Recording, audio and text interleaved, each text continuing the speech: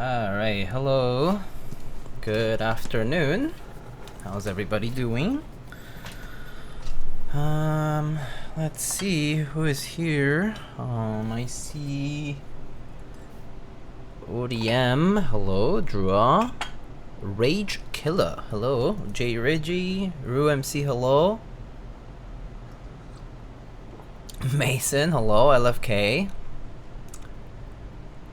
Mr. Kupo? Whoa, whoa, whoa. Welcome to the what?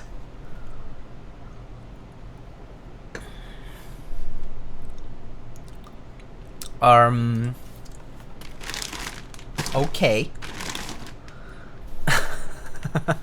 How's it going? How are you guys doing? You guys want to see what Kiwi is up to? Better. He is...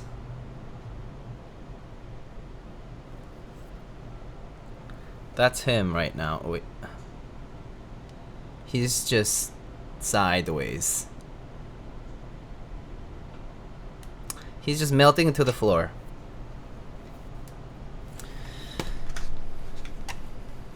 As it goes.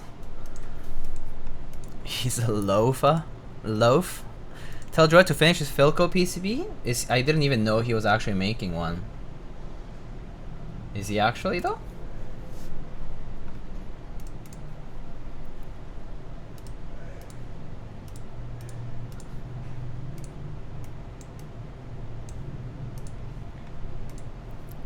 Otis is taking forever? Is that even being made? I at this point I'm not even sure if I should have any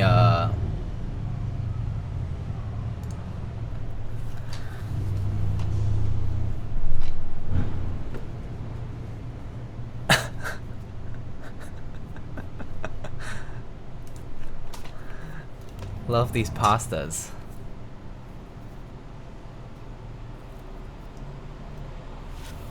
Adios muchachos. Thank you so much for the 36. Mr. Mason. How's it going? Wow, 36? Isn't that 3 years? That's crazy. Has it really been that long? Alright folks, so today we're gonna be building this TKL from Matrix. It looks like it's from a few years ago. That I haven't seen in person, I don't think. It's the IM Plus Mr. Santa, Mr. Hat version. Yeah, never seen it before, but let's check it out. Finish is Starry Night, I guess in powder coat, alu plate.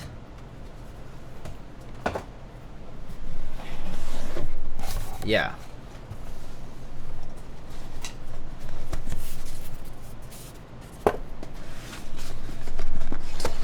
So let's check it out though. Let's see. So we got the typical Mard Labs, you know, the silicone piece that goes in the middle, like the mid piece foam or whatever. If you want to call it foam. Looks like we got a few accessories here. I don't know what's what. So gotta just check it out and see. Some sort of gaskets, I assume, for maybe the mounting. Daughter board cables, bump-ons, more cables, more screws. And I assume this at some point had the plate on the PCB. So I assume those are gonna be on the board. Looks like it was used at some point before, so. And then we got like a badge of sorts. It's like a nav cluster badge. Looks like LEDs. So like an LED badge. Pretty neat.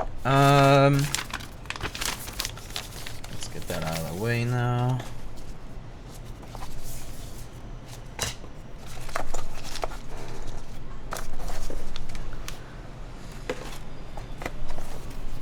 And then we got the board itself. Alright. Pretty, ooh, chunky. So that's what the board looks like. F13 TKL actually. Win keyless. Has some stabs already, although I think we do have a fresh pair of stabs to use. So let's get maybe today we'll use the plate foam thingy. I'm not sure. It's kind of debating.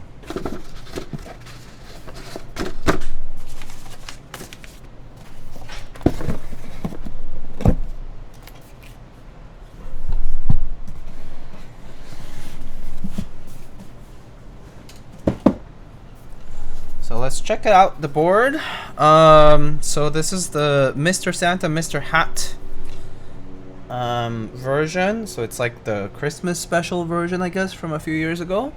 There's like a Mr. Santa hat like badge. The USB port is like sideways, rotated 90 degrees. That's interesting. And then we got the bottom of the board. Has like this piece with like a bunch of logos and stuff. Matrix Lab logos. And then there is, it says Matrix, and then there's the one of the rectangular badges on there, which I think they're magnetically attached. And then just a bunch of accent thingies. But this is the bottom. You can see exposed screws. Bump-on's already on there. Sort of kind of reminds me of like, I don't know, it actually has uneven bezels, so it has like thicker at the top, thinner at the bottom, pretty round at corners, you can see. And then it looks like that like piece, this guy here, sort of attaches here. I assume it connects that daughter board with that cable over here. And then, yeah. So I'll probably have to undo this to take out everything else though. I think this is hot swap, so I think this is a hot swap PCB. Alright, cool. So let's go ahead and open it up.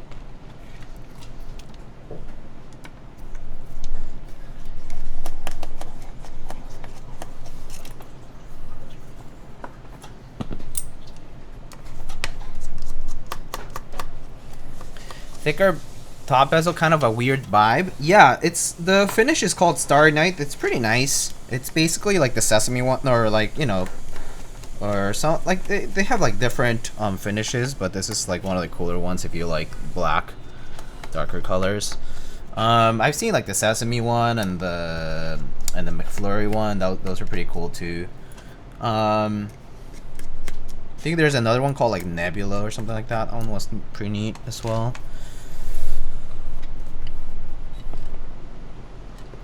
Okay.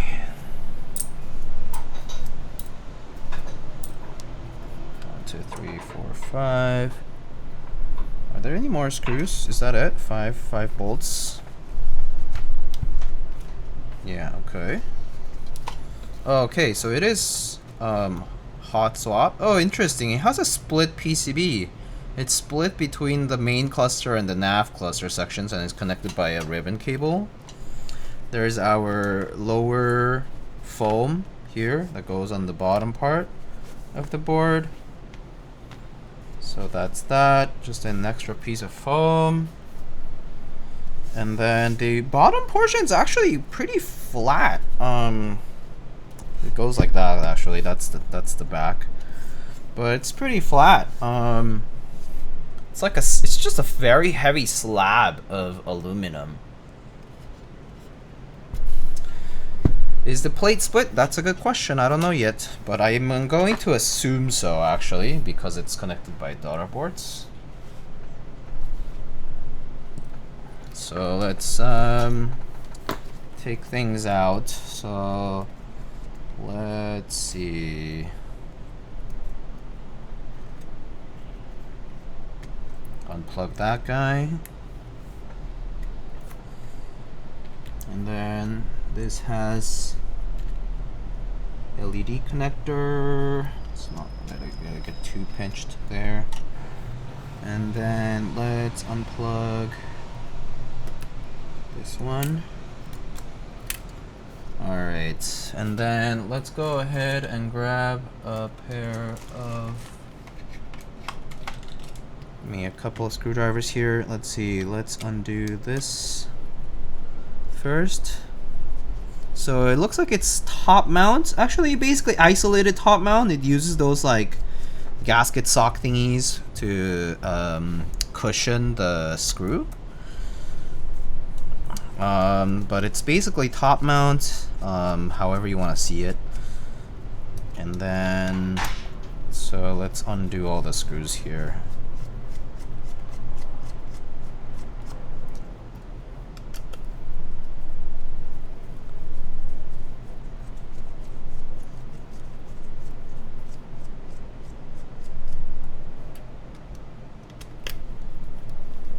Pretty tightly screwed on.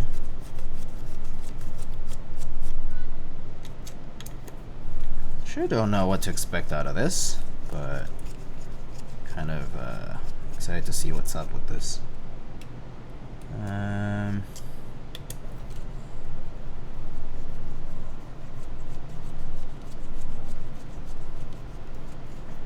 There's like a bunch of different JST connectors between things. I actually do wonder what they're all for, but there are some that like don't really seem to have any use between themselves. Like there's this one that says power, but like it doesn't have any cables connecting the two. There's like 2 different LED ones. There's a lot going on.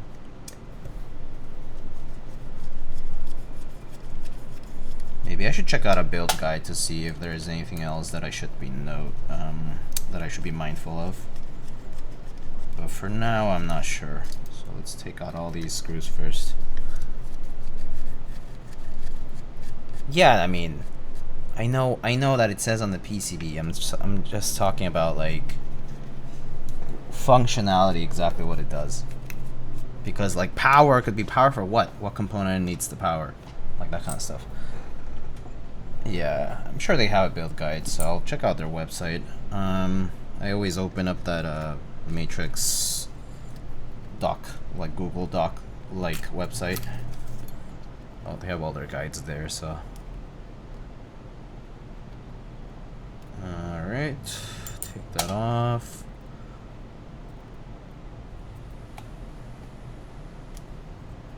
Alright, so it is split plate after all. There's our cable for this guy here. That's for the LED segment here. Pretty crumpled up in there. And let's take out the rest here.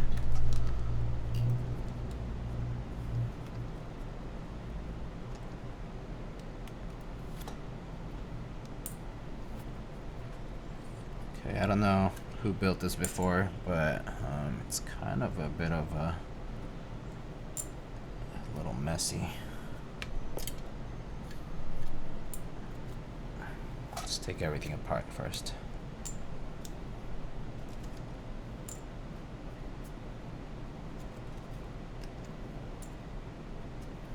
Okay. Alright, so it is indeed split PCB, pretty neat. Separate clusters. Looks like there's already play foam in there, so we could actually keep that. I think with the Holy Pandas it might actually help to keep it. Oh, there's some extra stuff here.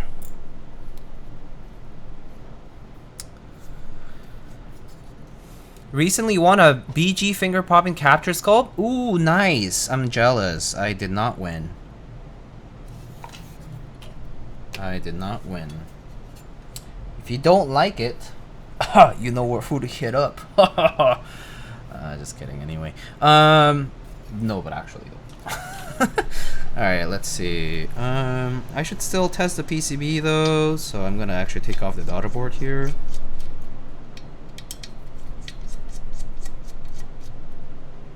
So let's take that off.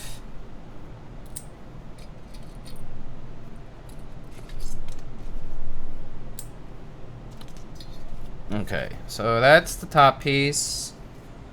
All done. Which way did I say was the back portion? That part was the back, okay. So it kind of goes in like this. Alright, so... And then it looks like there's screws attaching the 2 pieces because of the hot swap stuff. Probably want to take this apart at some point. So I think the first thing I'm gonna do is gonna open up the build guide, and I'm gonna open up the build guide, just check if there's anything I'm missing. I think the box had a QR code on there somewhere.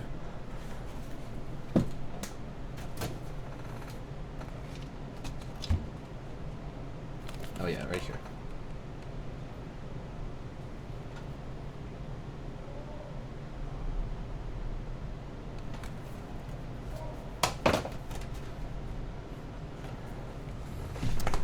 Okay.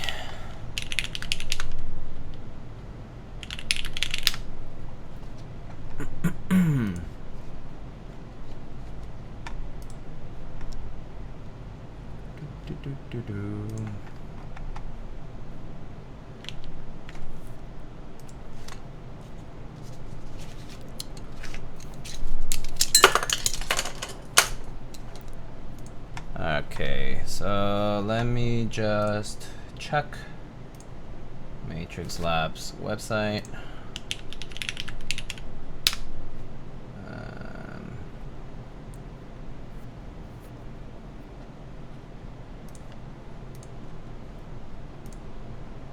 Document.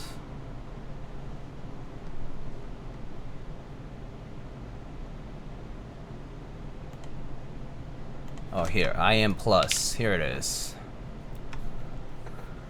Okay, so they have PCB, split plates, a bunch of screws, USB, JST connectors, and then description. Update the firmware. Okay, why not? Might as well make sure our firmware is all good to go.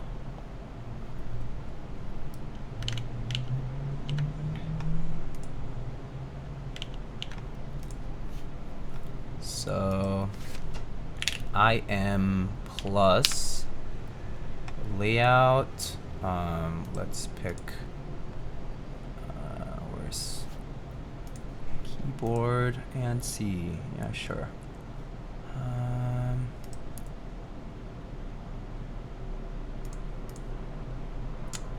Okay.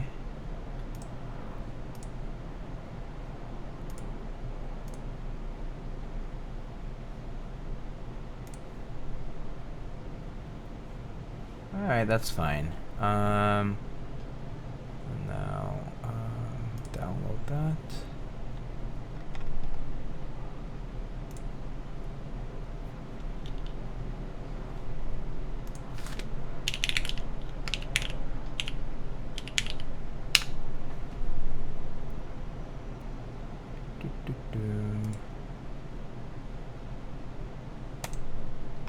Compile.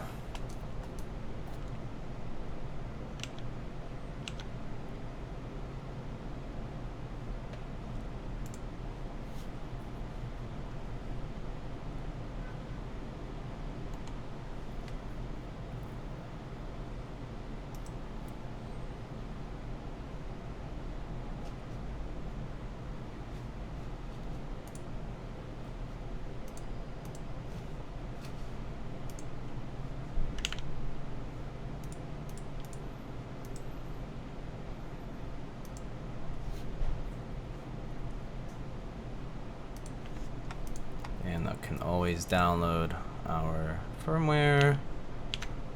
All right, cool. Let's test it out though. So to test it, should reconnect this ribbon cable.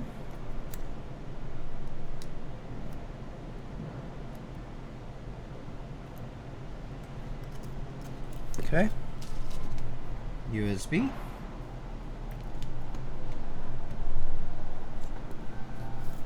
And I guess we should maybe just connect the module as well.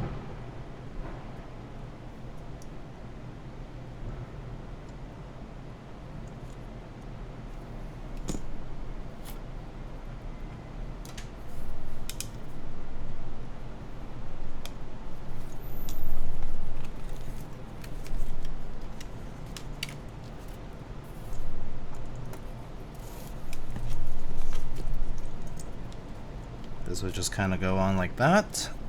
And we can grab a cable. Actually, which one's my...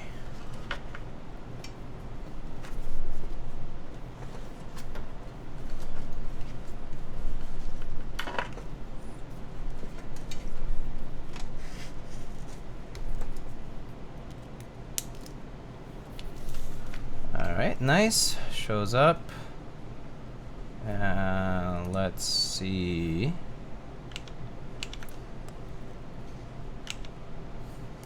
Okay, shows up on... Oh no, it actually did not show up on VL, Vial, whatever, but it does detect. So I'm assuming maybe this doesn't have the firmware, the VL compatible firmware on. But let's just double check that it's working. Okay. Yep.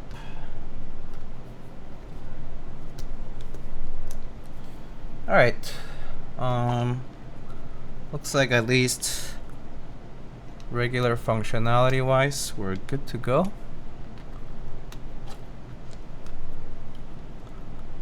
Okay. So that's good. Can worry about extra firmware stuff later.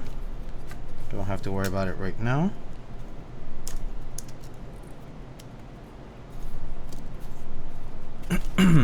Okay.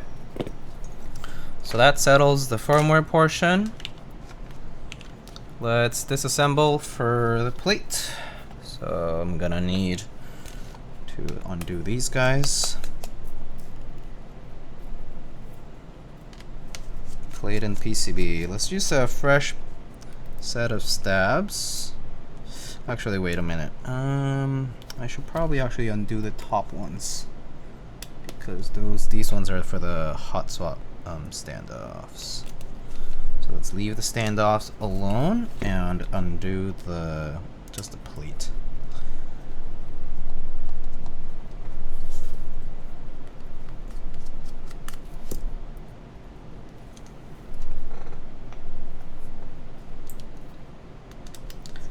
It's gonna have a bunch of these, so gotta take them all off.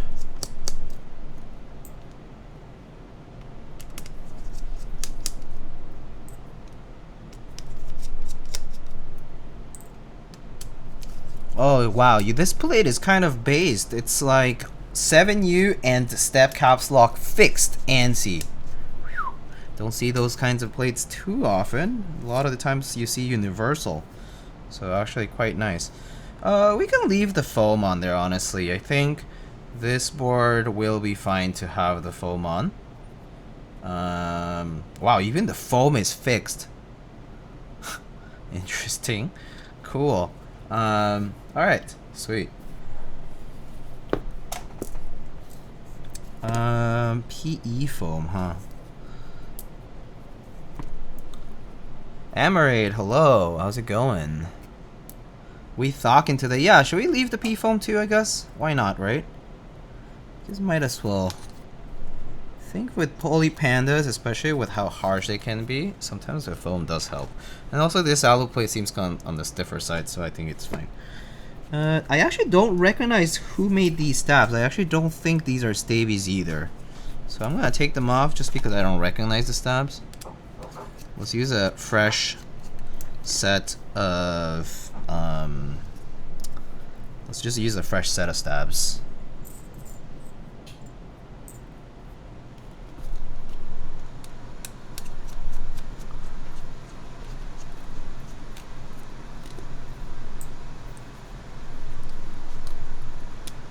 Wow, Band-Aid mod done on this too. I'm gonna remove the Band-Aids though, I don't like them personally. Where Peaches? No idea. All my mail was placed on hold because of the cloud strike thingy. Oh, rip.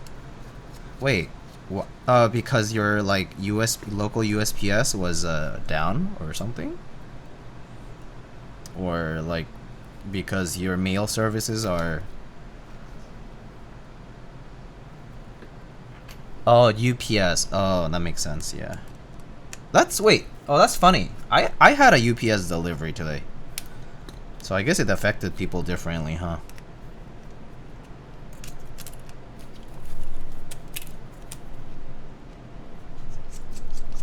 Oh, who's this? Mr. Extra Prius, please. Who doesn't have a Prius, by the way. Biggest scam. With the raid, thank you.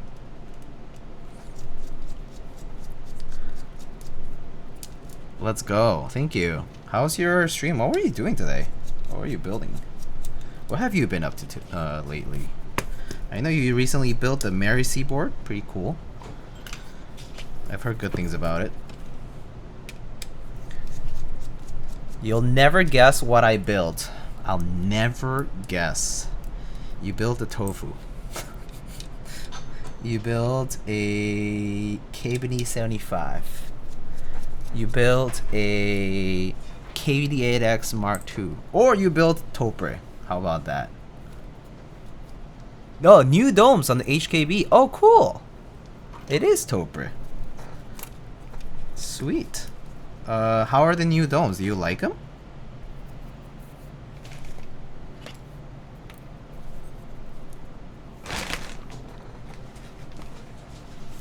Okay, I'm taking off these band-aids because we don't like them as much, I think.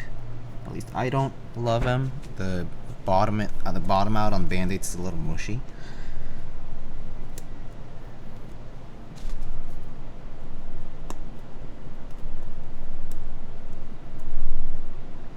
Also, what kind of domes do you put into the board? Don't you have you had fixed 45 gram OEM, if I recall, on that HHKV. Tiffany desk keys? Oh, cool. Are they, so they're lighter than the original ones. Oh, how do you like lighter domes? I don't think I prefer lighter domes compared to OEM 45, but everyone's different about that stuff. Can't do the OEM stuff? Oh, is it too heavy for you? I see.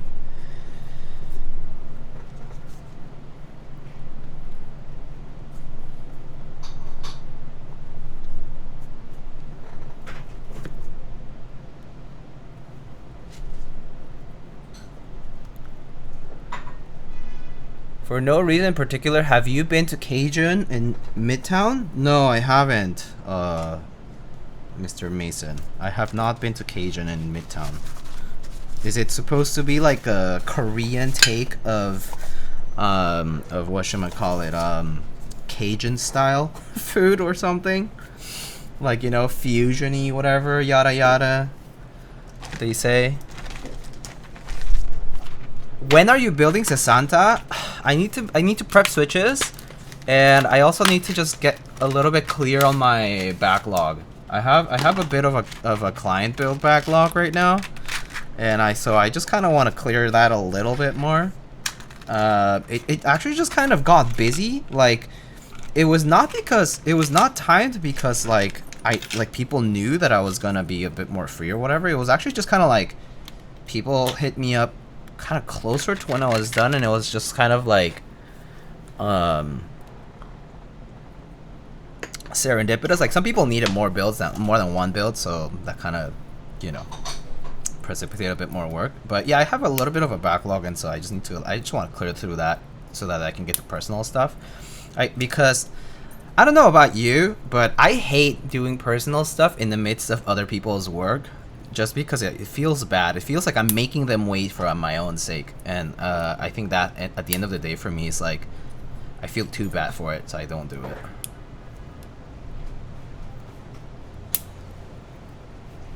Wanna go? Just kidding. Unless... Keck, wait. Yo, let's go. When are you visiting? Mason, you should visit again. I need to change my OEM domes. I ruined them by storing my HKB in a tight case. Oh no. That happened to one of my HKB Pro 1s, by the way, which is even worse. So like the top row is like dead on one of my Pro 1s. And it was not by like I don't even know what compressed it actually, because I technically didn't really put it next to a lot of stuff, but I guess I when I just checked, I was like, oh, what the? It's a little soft. Actually, no, it's very soft. It's like, okay, I have to replace these. My VP told me I should take vacation August, so oh, let's go. Oh, can you avoid August 9? Or that, like that weekend of August 9-ish? I'm probably not gonna be avail.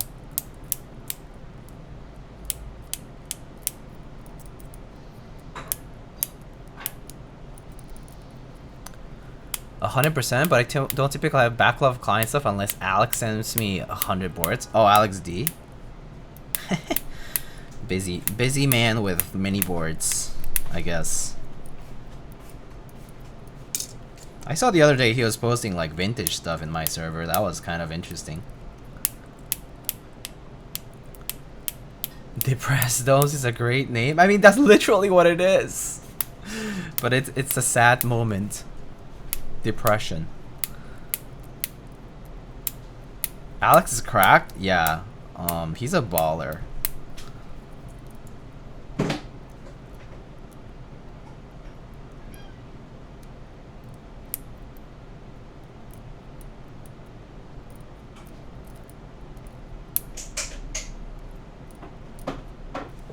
This one feels tight for whatever reason.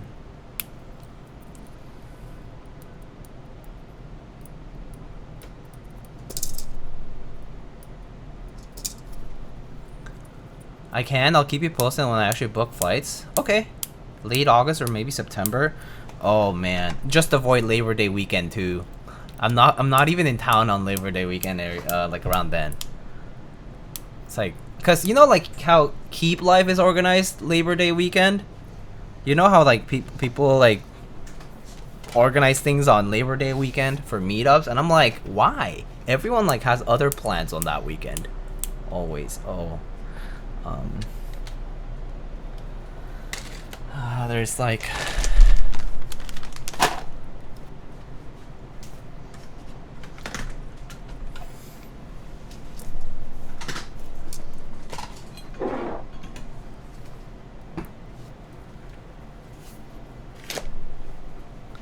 oh. Yeah. Hi. Look who's here. Sniff, sniff, sniff, sniff. Oh, yeah. Hi. Don't worry, I'm also busy Labor Day. Hard pass? Yeah, right? CEO visit. CEO here for the visit. Aw. Kiwi. Hi. Say hi. He doesn't like it. He's like, why are you not feeding me right now? Right meow. Aw. You're being all cute right now. You're so mellow today. How come? Is it too hot? It's been pretty nice and cool today, actually. Well, cooler than yesterday. Or cooler than a few days ago. Aw. Good boy. Have you seen the new Quiet Place? No. No, not yet. Okay. Kiwi wants to go. Kiwi, you can step on things, but just be careful not to step on anything sharp, actually. Okay, fine. I'll remove things so you actually don't do that by accident. We don't want that. Although you're pretty good at avoiding stuff yourself. Yeah, you can... Oh. Okay. There. Are you just gonna sit there? Oh, wow, he is. Oh my god. Hello? How am I supposed to... Okay, fine. You can stay there. You can stay there. You're the CEO. You're the boss. You're the boss. I guess we just do work here. What? Why are you what? He's lying down. Oh my god.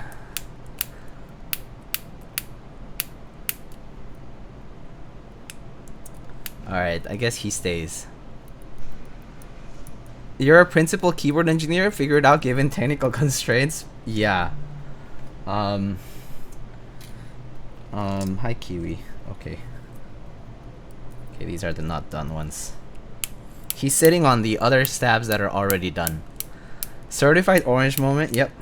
I'm like, dude, it's dangerous. And he's like, danger? I love that. I love danger. I love sharp objects in case I step on them, but I like danger. But I can avoid it, so it's fine. He's pretty good at managing himself, at least. I haven't really seen him get hurt or like accidentally do stuff where it could hurt him, so that's good. Oh, okay. Oh, bye. He was like, what is all this slander? And now he's leaving. Are you though? He hasn't left. Oh, okay, bye.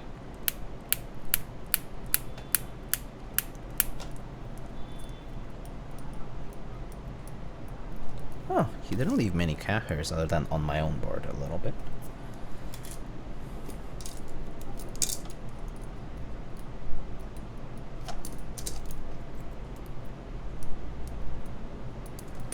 Okay, I think just the spacebar is missing now. Inspection over, you passed. Whew. CEO inspection is a little tough. The actual board review here. My opinion counts for nothing when the CEO comes over. Hurt his feelings? No, he just went to lie down. He's just lying down now on the floor. He was like, not enough space here, bye. And also floor is nice and cool. So he went to the floor.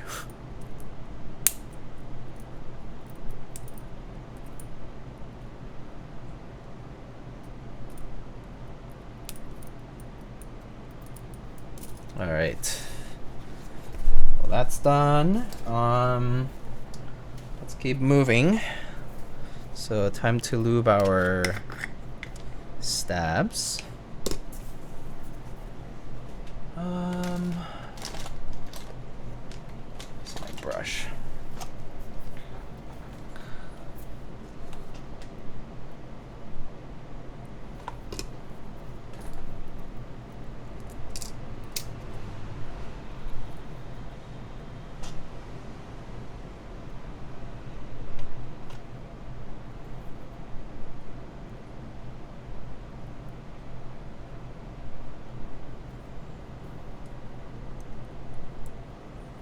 Okay.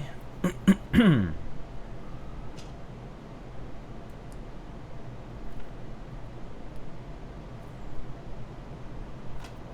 too much.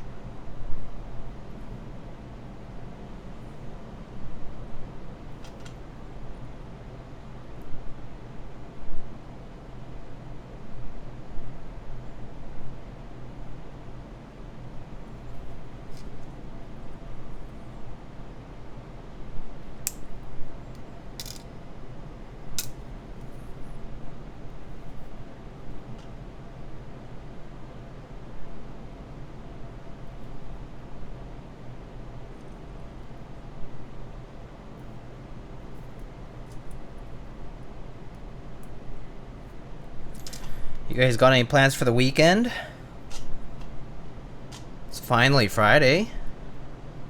I guess for me, this week hasn't really felt like a regular week because I've been off the hook for a lot of stuff, but I do still have some work going on. Bit more liberal time frames though for deadlines. And then I need to apply to jobs. So I actually need to brush up on my resume. So that'll be that. Find referrals if possible. Hit up people. Exciting, you got this. Thank you. I really hope it all works out. Gonna be looking for like engineering positions. Just about broad areas here and there. Well, I'm trying to do broad strokes for my search just because market's kind of interesting right now, where I think I should be more open-minded. Hopefully people can take me in and be like, oh, you can learn new skills, you're good. But I don't know what the interview style and stuff is like nowadays, because it's kind of changed over the years. It's in multiple rounds for interviews is pretty normal now. Lots of technical interviews. So I actually need to brush up on a lot of stuff.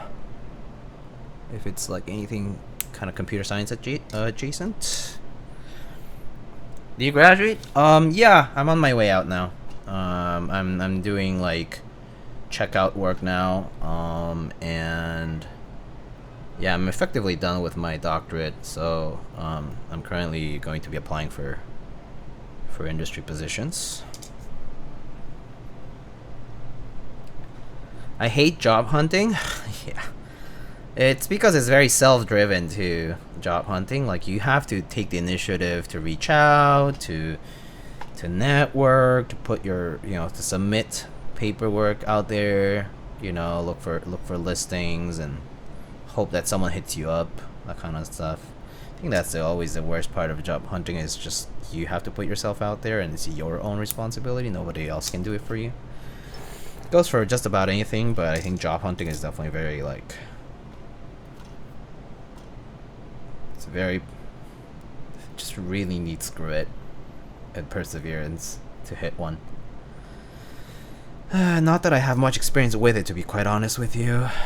Very little. I only had a job once before I started grad school, so that was fine. But it was different too, because back then I was applying in the same pool as everybody else, and when everybody else was also looking.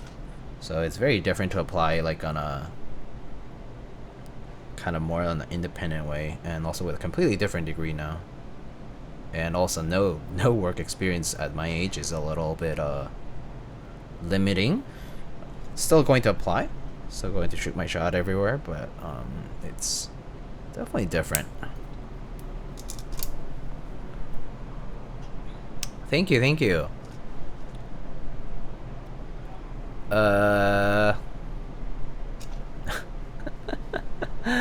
Nice. Unaccountable arrow. Bye.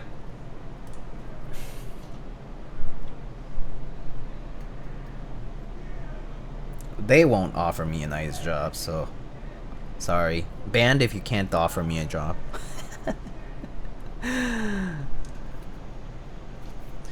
Put us down as referrals? Yeah.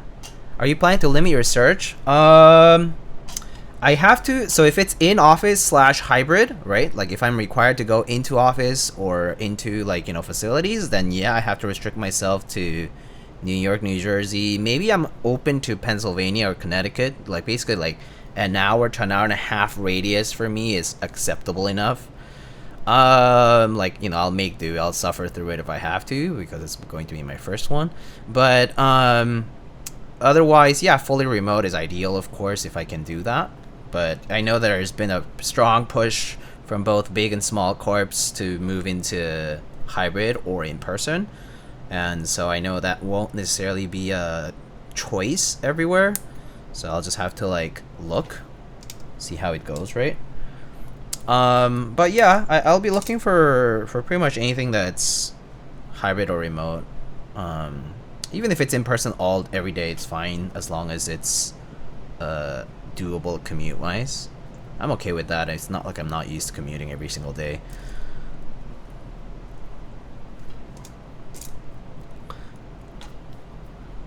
What if I were to shoot my shot at you asking for a friend?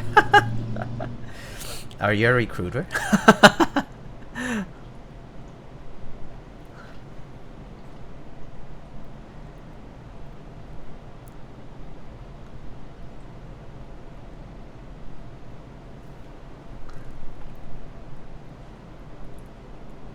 Ooh.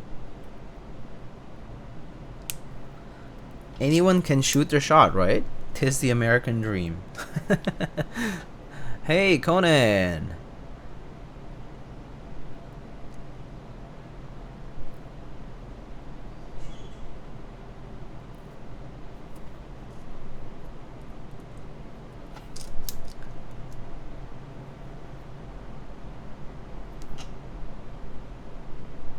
But yeah, I guess if I have to tell you, like, I'm looking for engineering positions that do image processing, computer vision, or some keywords I would use. Medical devices is fine too, or medical processing stuff, data processing, data analysis, that kind of stuff is fine. But yeah, my domain is like imaging focused in particular.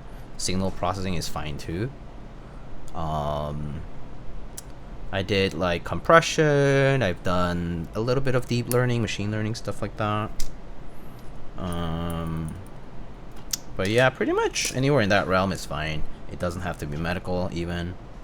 Open-ended is fine. So I'm probably gonna be applying to like companies that offer anything like an ML, AI as well, just to see if that goes anywhere. The only problem with those positions is that I've seen at least a lot of senior level stuff and a lot of stuff that requires more pretty high level stuff that I'm actually not very acquainted with. So it's either I learn some new skills before I actually end up going for those positions, although a little doubtful how much I can learn on my own to some extent, especially with the limited amount of time. But that said, pretty enthusiastic about going back to the industry after so many years.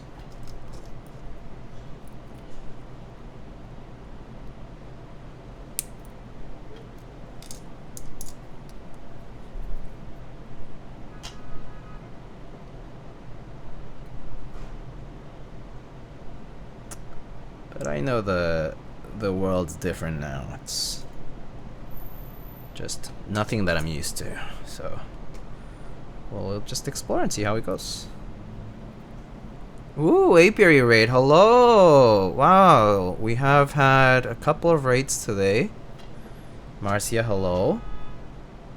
How are you? How was your stream? What do you do today?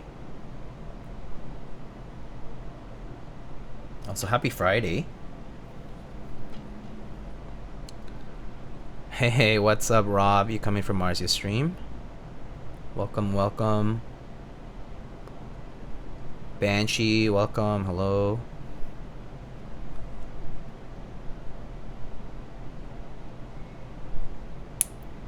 Alright, we're done lubing this. Marcia built a copper decoration. I mean a keyboard. Oh, was it like a dud, or like was it dead? Board wise. Hello, it's me. Hi, me.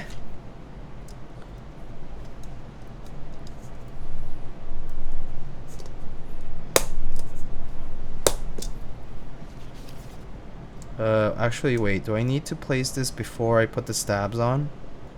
I guess I do.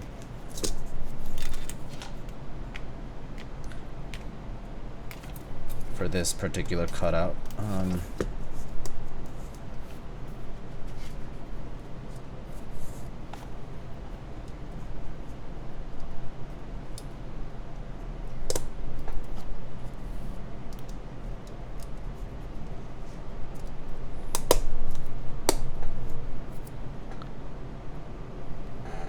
It was nice. It was working and nice from the back. Oh, okay. Cool, cool, cool. The seashell back keyboard. Oh. Copper colored Margot. It's from KBD, right? Pretty cool. Pretty nice. Alright, so that's stabs. We got our plate foam here.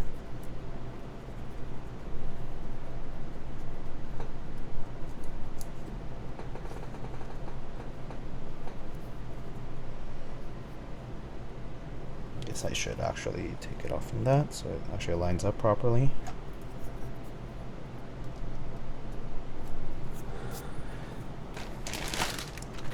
Is this the inventory management edition? Yes, yes. This is the back of the warehouse edition. Okay, we got some. I'm not sure if these are stocked or factory lubed or whatever. Holy pandas. I'm not sure how modded they are. They kind of sound Pretty lightly lubed and or stocked. But it is what I was sent and what they wanted, so it is what it is.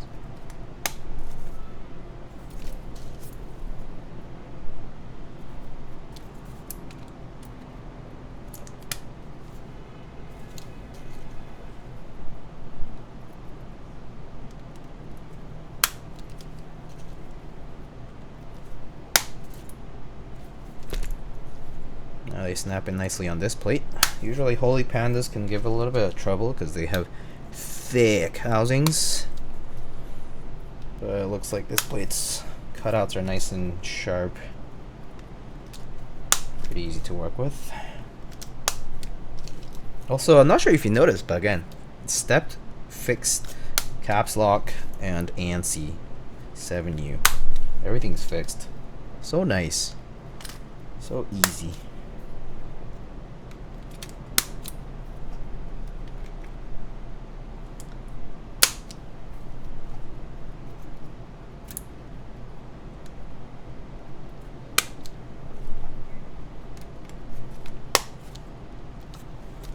Okay, let's test some of the stabs here. I forgot if the Holy Pandas are tactiles or yes, they are tactiles. They are like snappy, heavy tactile type of switches.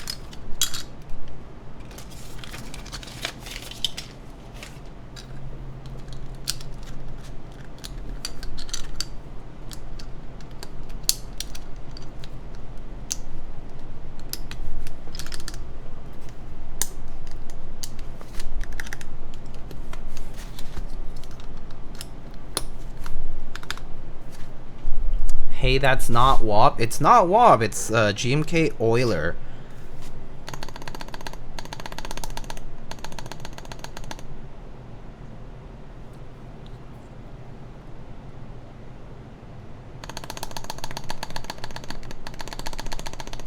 They're also my biggest regret. Oh, you bought a pack from Drop?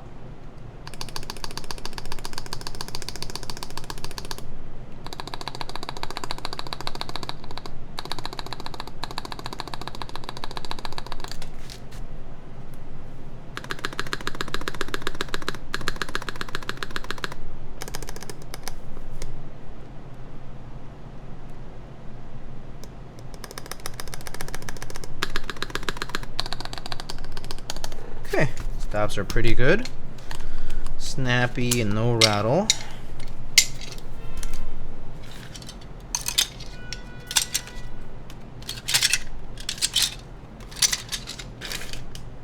Okay, let's put the rest of the switches. Super simple build. 2019 was a different time? Oh, that's true. They were still pretty hyped up back then, huh?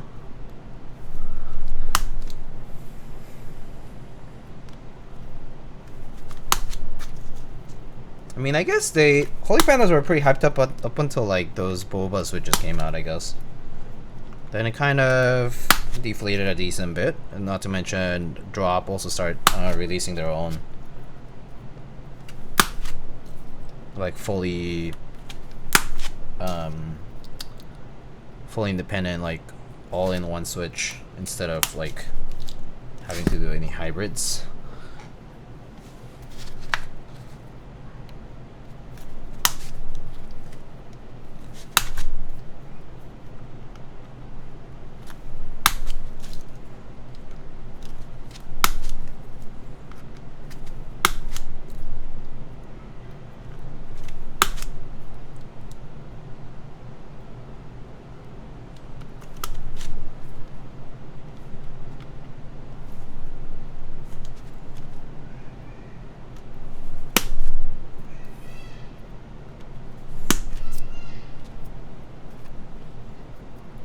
They peaked and fell with the Tiki Typers Fiel Panda build with GMK Oblivion and Ashisha and Escape. Good old classic. That's for sure.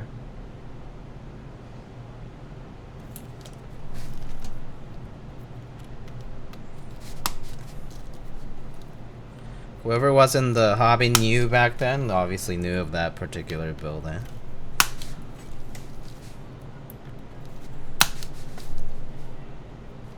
Good times.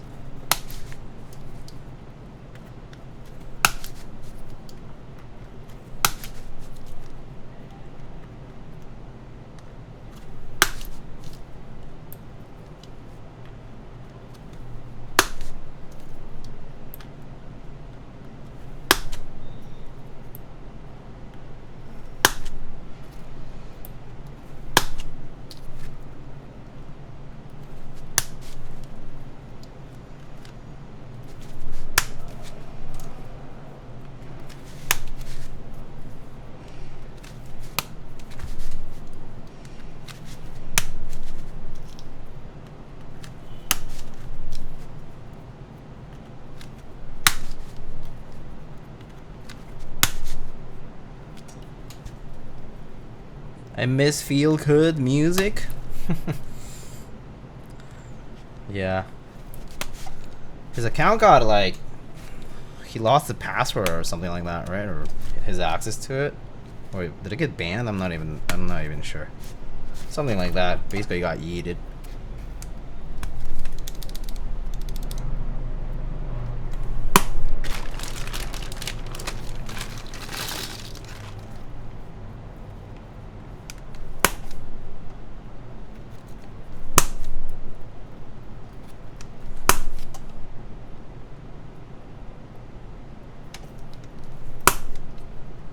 Dr. Killswitch, hello. How goes it?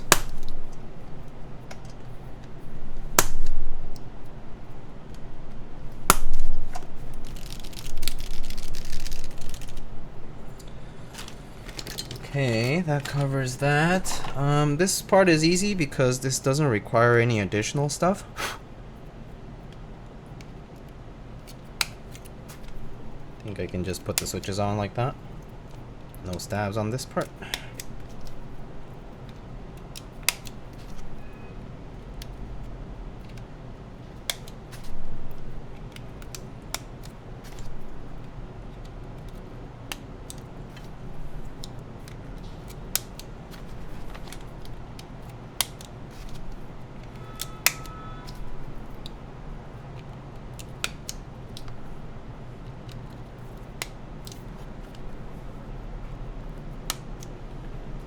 Okay, sweet. Let's make sure that we're all good here, and you should put on these hot swap standoff screws too.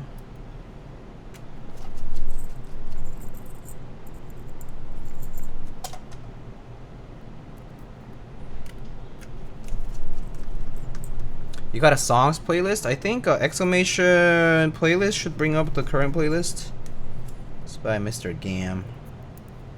Good old Gam Radio. This week I got my first HKB. I'm enjoying it a lot. Any recommendations in terms of modding, etc.?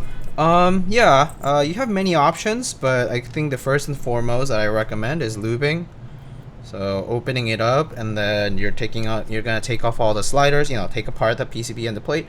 And then you're going to take off all the sliders. Make sure your domes are not, you don't remove your domes unless you're doing a dome swap. So don't remove the domes from the PCB, just keep them as is. And then you're going to remove the sliders from the plate and then lube the plate itself where the sliders go into. You're going to be lubing those pretty lightly. People use 3204 or even lighter. Some people use like oils, although those can run, so just be careful. You can use heavier grease like 205, but also again really careful because any heavy lubricants can really make it very very slow and sluggish.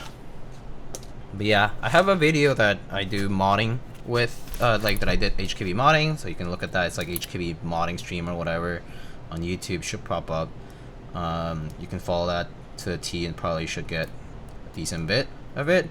And then yeah, lubing stabs, of course, if you need to lube stabs. And what else?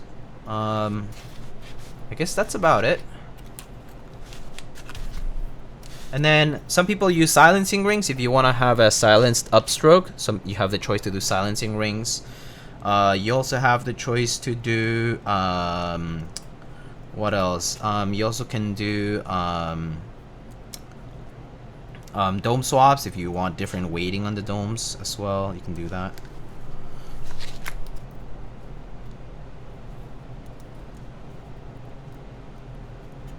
So many options for toper modding, but yeah, lubing I would say is the #1 thing that anybody should and probably would recommend in the first place, just so that you can improve the experience you have with toper in general.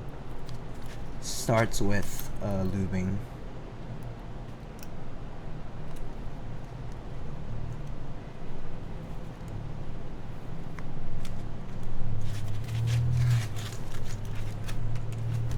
Alright, sweet. Alright, let's put it back together, I guess.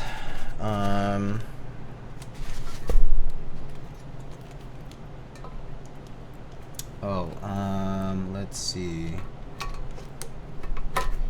So there's that, and then this portion here, oh, I think needs to go from the top actually. Whoopsie.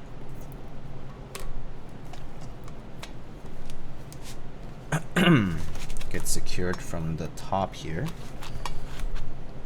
right? Yeah.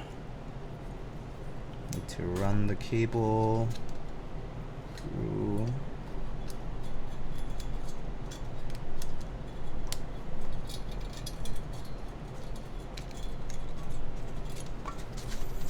And then I'll secure each part first actually.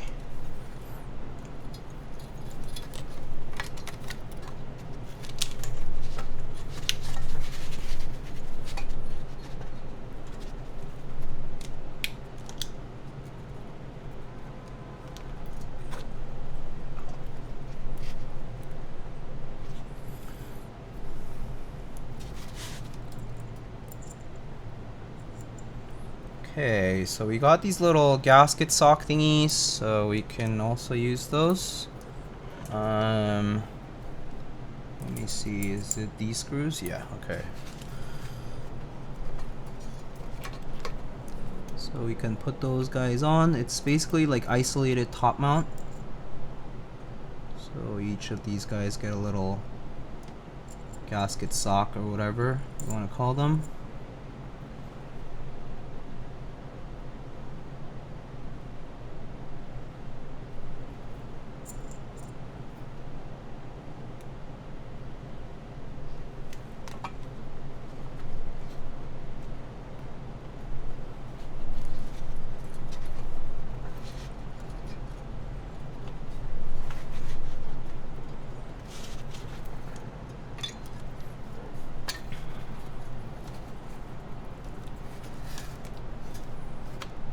Gotta make sure the cable doesn't get too tangled up here.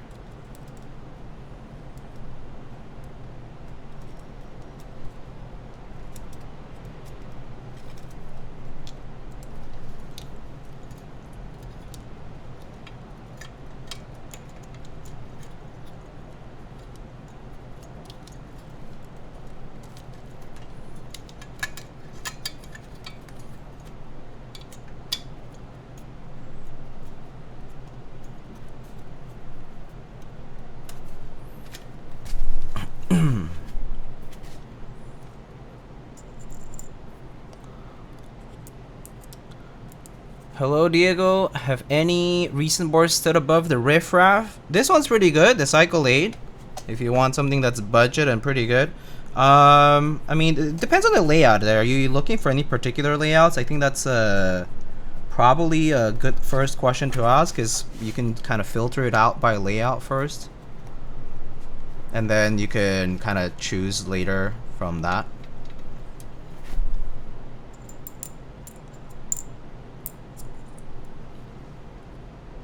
The average board is getting pretty nice. Oh, the average board is really nice these days. That's not even like a question. It's the average board, quote unquote, is insanely nice now. Like, it's such a good deal.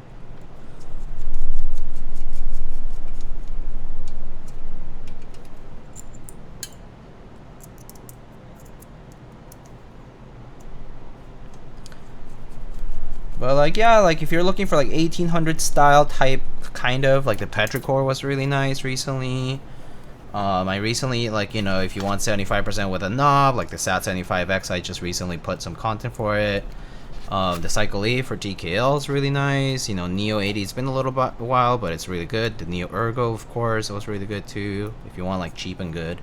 It kind of depends what you're looking for.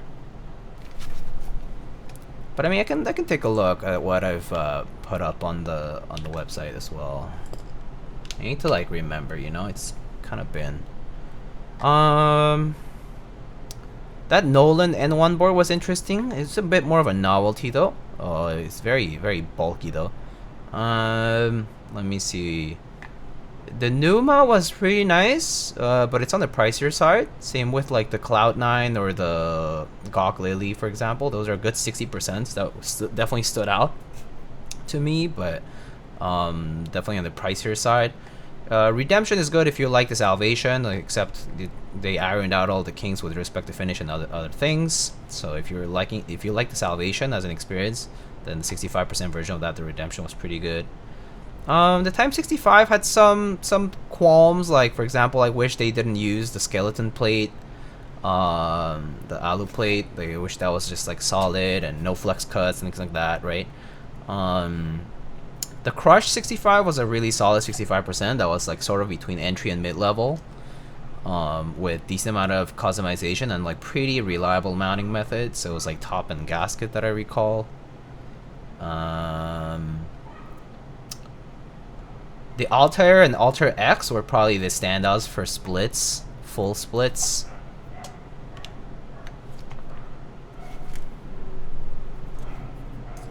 Yeah, there's a lot more out there, but I guess those are a few that I can mention for now.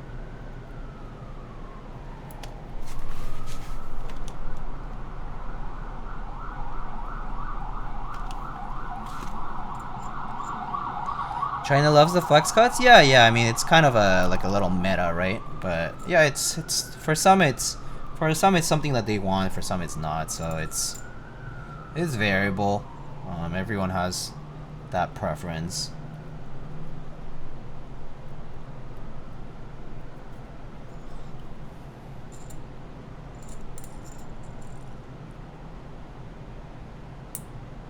Oh, some of these little gasket socks or whatever are like torn AF. I think there are some extras, so I'm gonna use some of the extras here.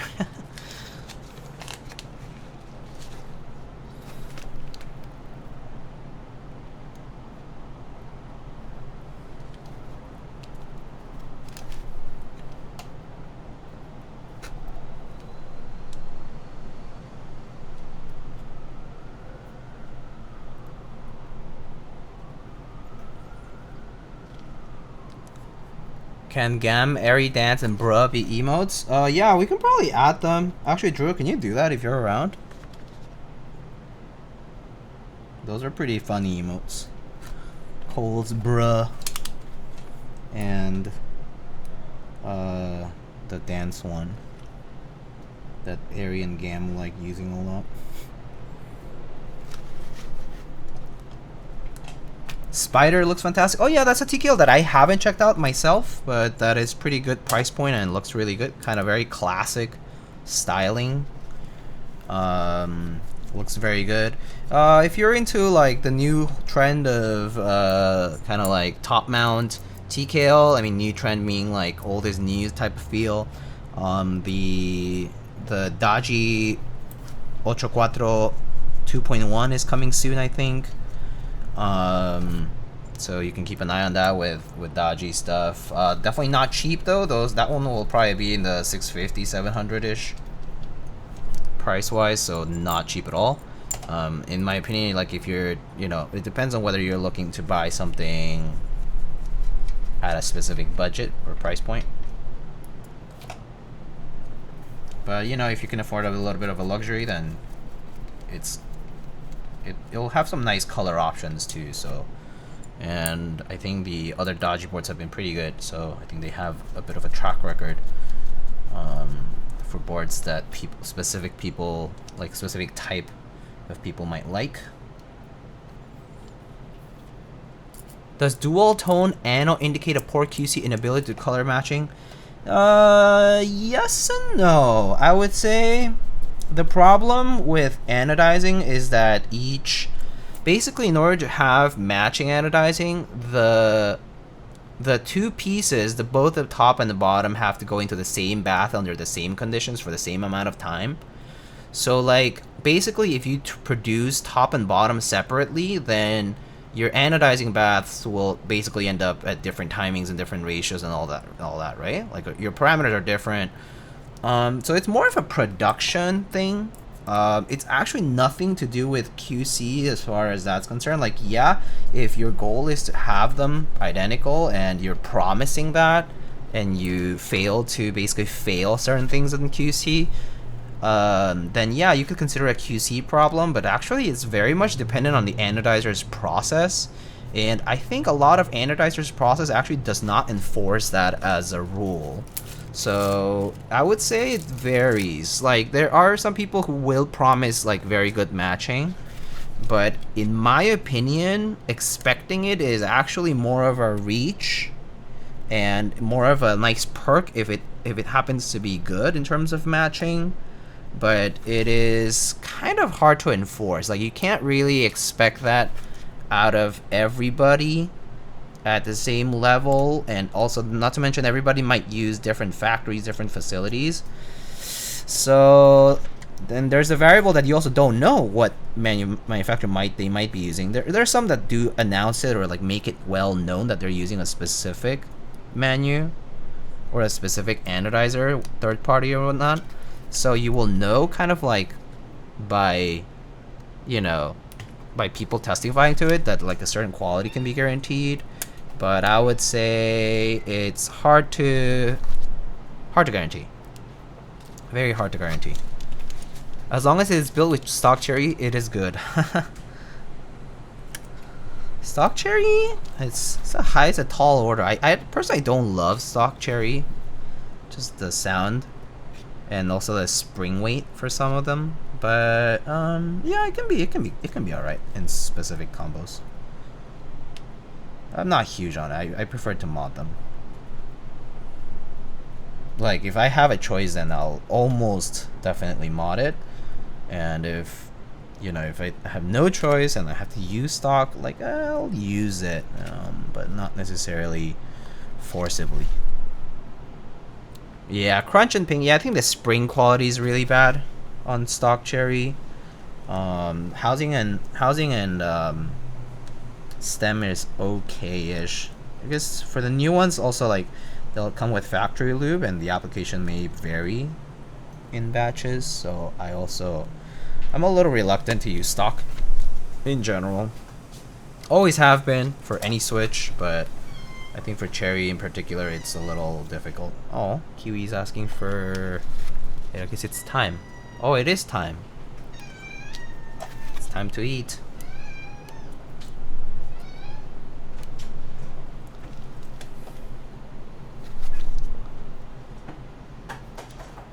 Cherry seems to know only two weights, 55 and 80. Yeah. Yeah, MX blacks and MX red / brown, basically. I mean, I guess clears are heavier, right? I actually don't remember how heavy they are exactly. But, yeah, like greens and clears and that kind of stuff. Alright, that pretty much ties it up for this. Now the question is, I'm just gonna check the manual just to see if I'm missing anything regarding the other cables and connections. User guide. Okay, so they Type-C USB.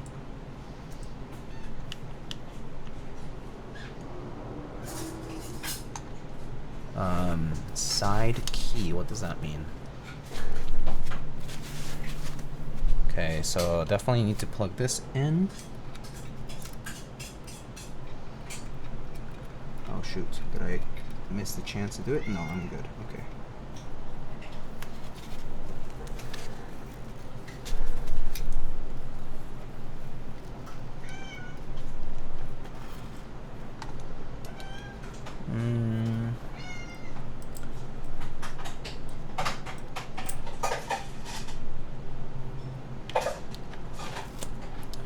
You installing the key on the back too? Not yet. Hold on. Oopsie.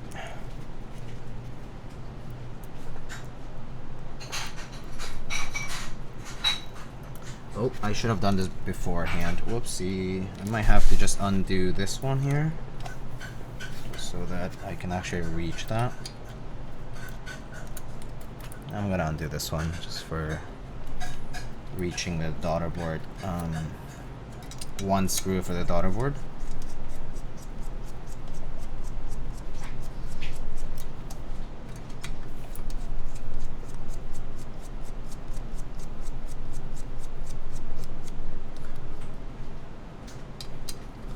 Clears are 80 grand. The technically makes you push more than 80. Yeah, that's fair.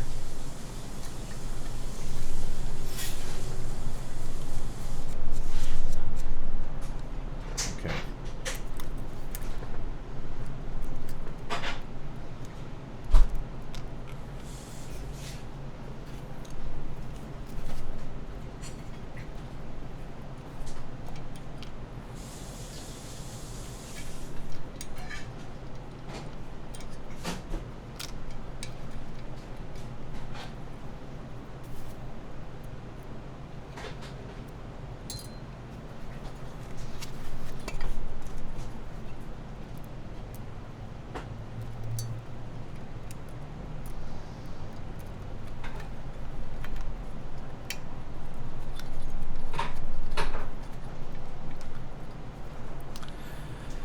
Would you rather build every matrix board from scratch, no build guide, or type using stock cherry switches? I don't think. I think I'll be fine building the matrix boards. To be honest, I think it's easier to deduce those.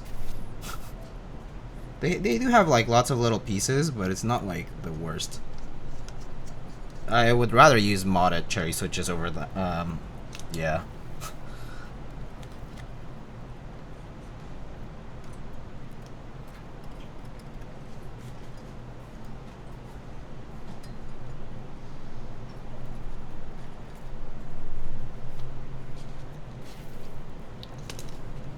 Smav, thanks for the 20 months and welcome back. Thank you. Really appreciate it. Alright, just need to double check that this actually goes through. Okay.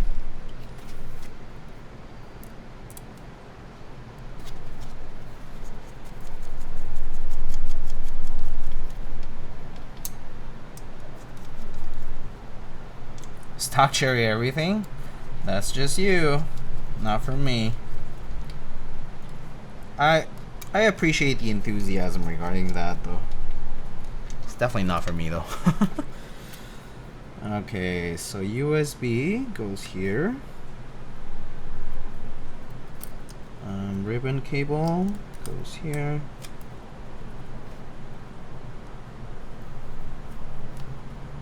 Okay, this one's slightly loose, so just gotta make sure it's in place. Oopsie.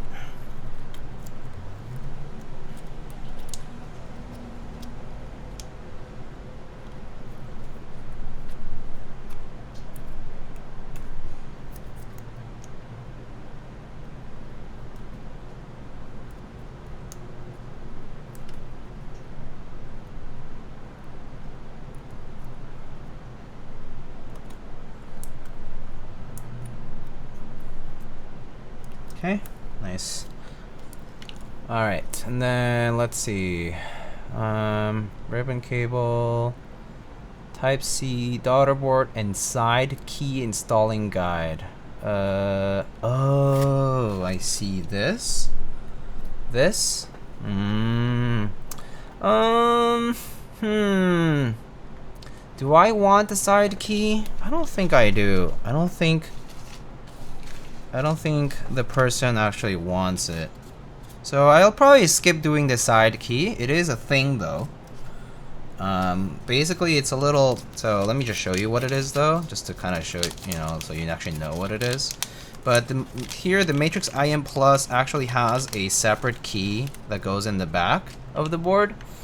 Has a little daughter board here that basically goes on this portion over here. Like over, you know, like on this portion over here, right?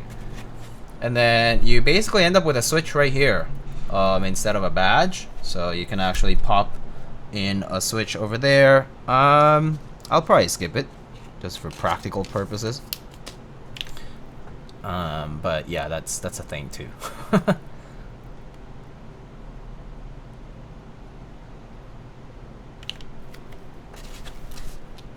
Did anyone else pop up who builds with stock cherry? No, there's people who build with stock cherry. Probably not all the time, but they do. Like, they do build with stock cherry nonetheless. There are people who like stock cherry for what it is. So yeah, there are people who do use stock. Probably not everybody though, but yeah.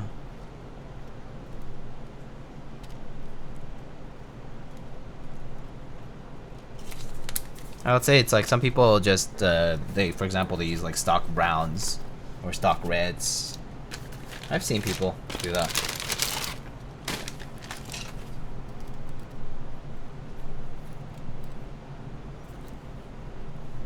Okay, so that would be for the extra switch, but we don't need it. So that's pretty much it as far as that's concerned. I'm just gonna double check in case I am missing anything. Looks like that's it actually.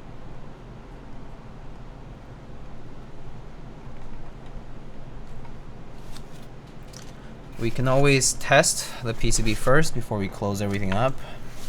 So grab a cable, plug it in, and try it out.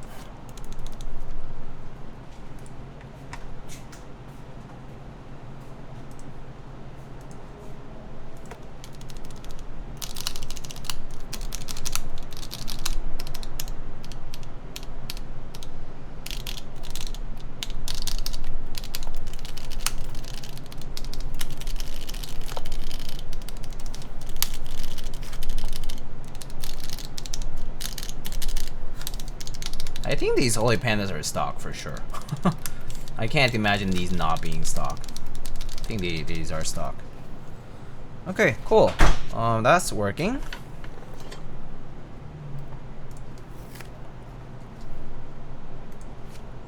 So let's take these guys away now. Just organizing everything that's here so I don't lose anything.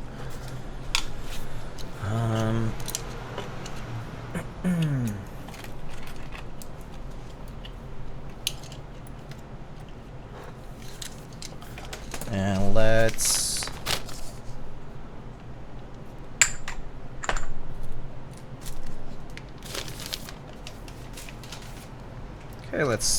get the case closed here.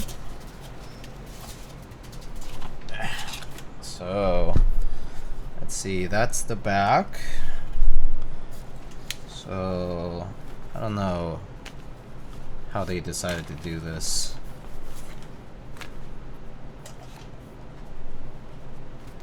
Seemed like it was like this.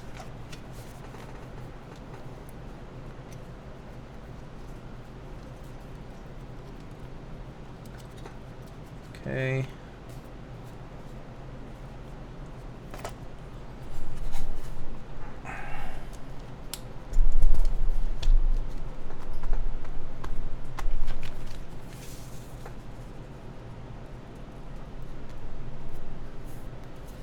Foam it up, fuck it.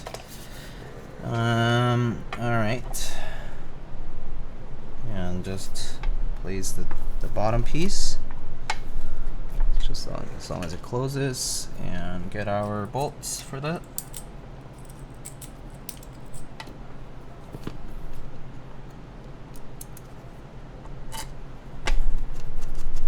Recently built a board recently with stock cherry purples, and it was surprisingly decent. FR4 half plate mode 65. Oh, nice. Yeah, the purples also come with a bit of a factory lube, if I recall right. So I think that should have been pretty good, pretty decent. Yeah. At least it's not stock cherry like with the older ones where it's completely dry.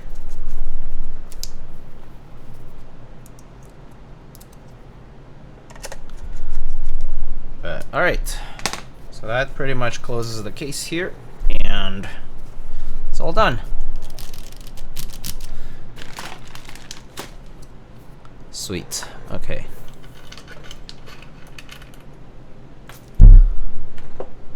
Let's have some tea here.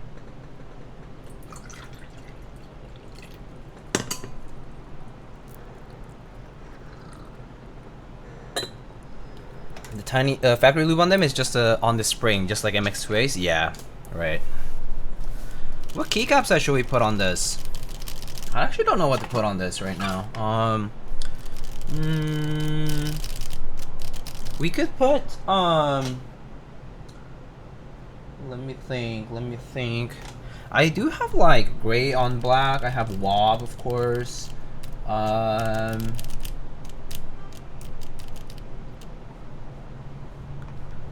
Let me see. Key sets.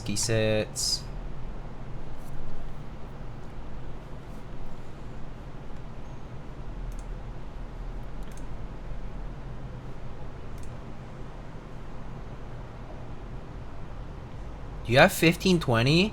No, I don't. That set just shipped, right? It's very recent. Very recent. Any WoB variants? Okay. You can choose. We can do Cyrillic, Red Cyrillic, Hangul, and regular. I think those are the ones I have.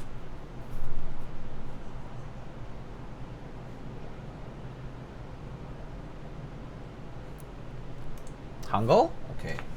Hangul I have right here. Alright. WoB Hangul it is.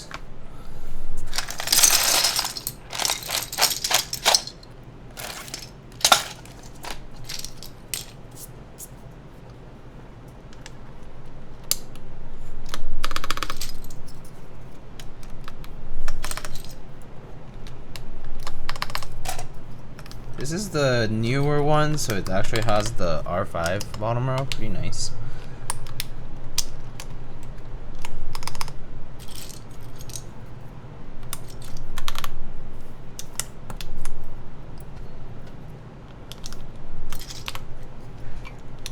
Oh, actually it doesn't sound that foamed up.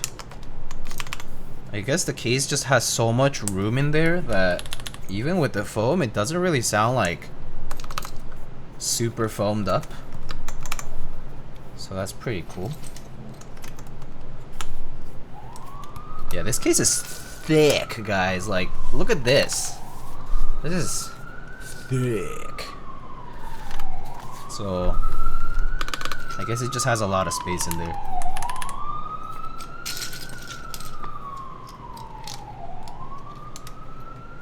Hold on, let me see that little daughter board cable like pop in a little here. Just gotta tuck that in.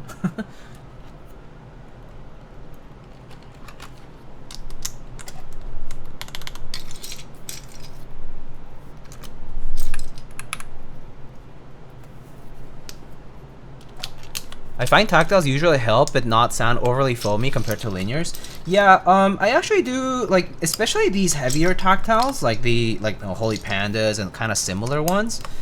I don't love how they sound on the upstroke because they're so harsh, and I do find foam to be more helpful on boards with them just because it kind of attenuates a little bit of that extra bit of noise. Not to mention like a bit of the reverb in the case. So yeah, I personally find it a little bit more helpful in those cases. I don't love using foam all the time. I think it kind of depends. It's like on a case-by-case basis where you should assess whether or not you probably want to put it in. But I think for these heavier tactiles, it's more beneficial than not. So yeah, it varies though. I think every keyboard is different. Like some keyboards just don't have that much space in them, so when you put foam, it gets really like it sounds like it's just full of material, and it doesn't sound that good, at least in my opinion. Yeah.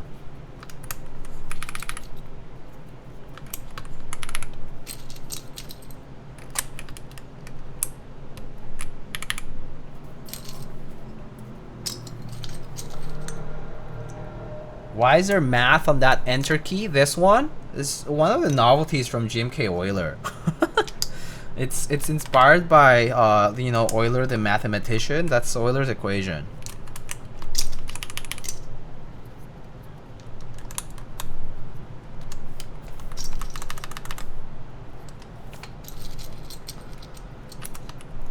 What does it mean? Oh, you don't know?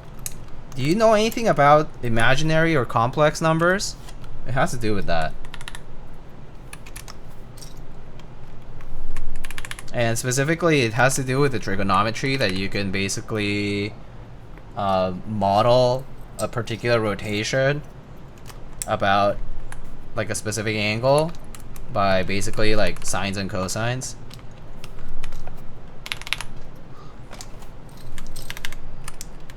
You can represent any vector in the complex plane with Euler's formula.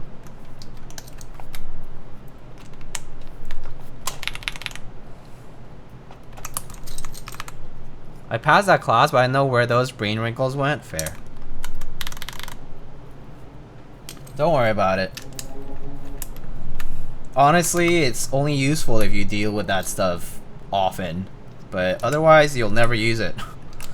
It's one of those things about like imaginary number stuff. Yeah, it's like if you deal with like complex signals all the time, then yeah, you'll see it all the time, like any like Fourier transforms and that kind of stuff too. Or if you're like a mechanical engineer, you'll see it all the time too. Or circuits person, right? You have to deal with complex signals as well, like LRC circuits, that kind of stuff. Oh yeah, this is Euler's identity. My bad. Yeah, but I mean they're all related. You can if you draw the full circle, no pun intended. You can rewrite all the equations with starting from 1, and then you can derive everything from first principles. That's the cool part about mathematics, though. It's like you can derive pretty much everything when you start from one place and you make certain assumptions.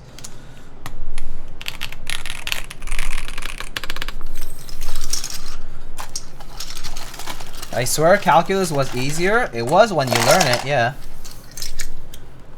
Calculus was easier when you learned it, I think. At a certain point in time, it feels easier, and then it kind of isn't.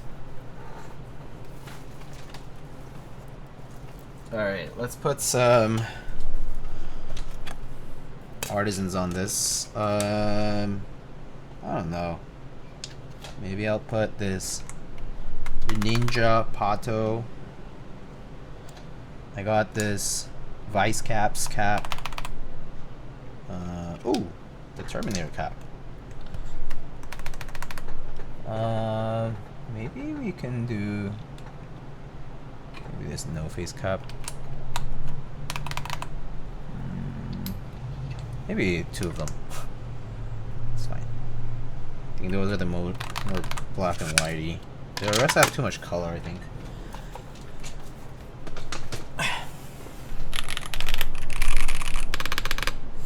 Sometimes I feel like the fundamental research was lower hanging fruit. Yeah, that's the thing. It's because back in the day, when we had not discovered things, it was basically just as impossible as any complex problem now, right? You don't know what's out there. You don't know until it's discovered. So you look at it today and you're like, oh, that result is super obvious, so simple to derive, right? But not back in the day. It does seem like lower hanging fruit, though, because it's now you consider it what is that, fundamental? But yeah, I would say now it looks like that, but if you were a researcher back in the day, I'm sure it wouldn't seem the same. Do you change your cable? I have a few different cables. Look, I have a few different cables.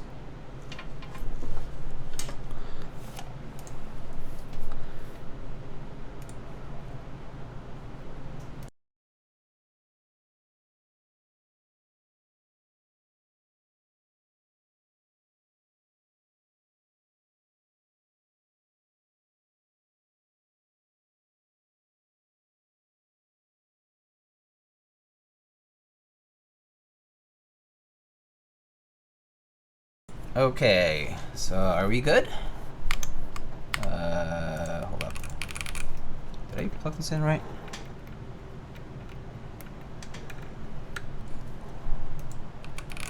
It turned on, but for whatever reason, is it on like flash mode right now? Did I press something weird? Let me try a different cable. So for whatever reason, sometimes my cables get weird because of the whole USB hub situation. I think it's because of current. I think maybe my device are pulling too much current. And so like some USB devices don't work and some do, which is weird. Like this one's working, I think. No, this one isn't. So like that whole USB hub is like being weird. I don't know why. But then when I stop streaming, it starts working again. It's probably because my camera and other stuff is pulling current from the mobile and it gets all weird. Even though I have separate power supplies and everything. Oh, this cap is like getting stuck, that's why. There we go. Alright. Alright, let's try it out. So let's see. There it is. I'll maybe zoom in a little so you can see it here. If you look at it from, we can see it from the side view too if you wanted to look at it that way too. There it is.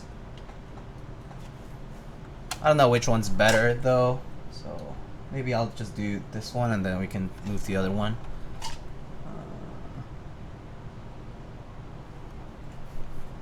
Actually, I think the top view is probably better. Alright. So let me stop the music. Alright, folks. Do you have everything connected to the same outlet? No.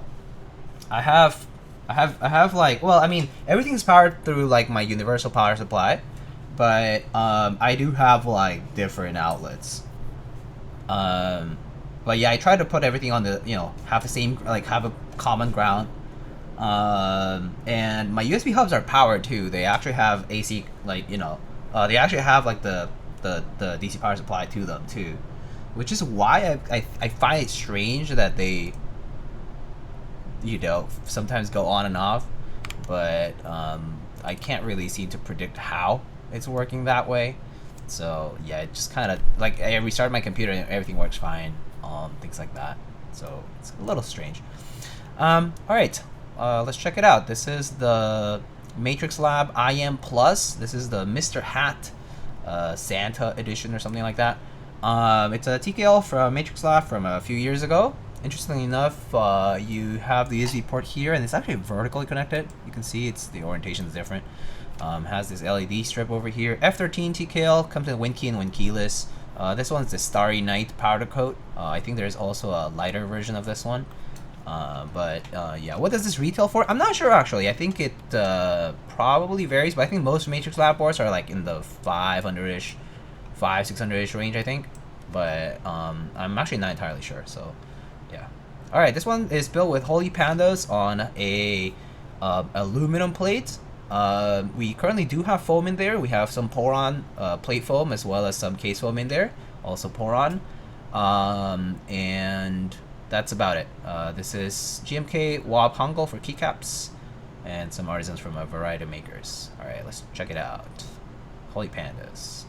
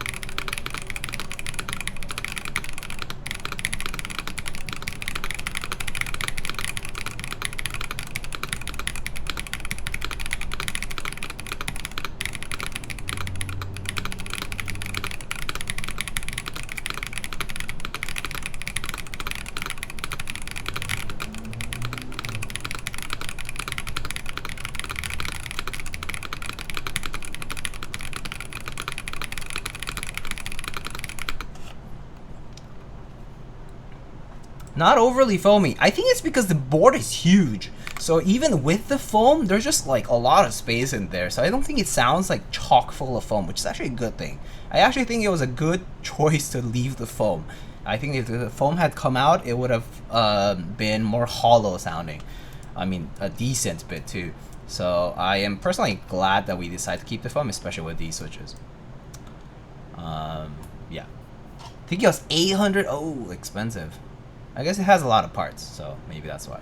All right, these are the mods.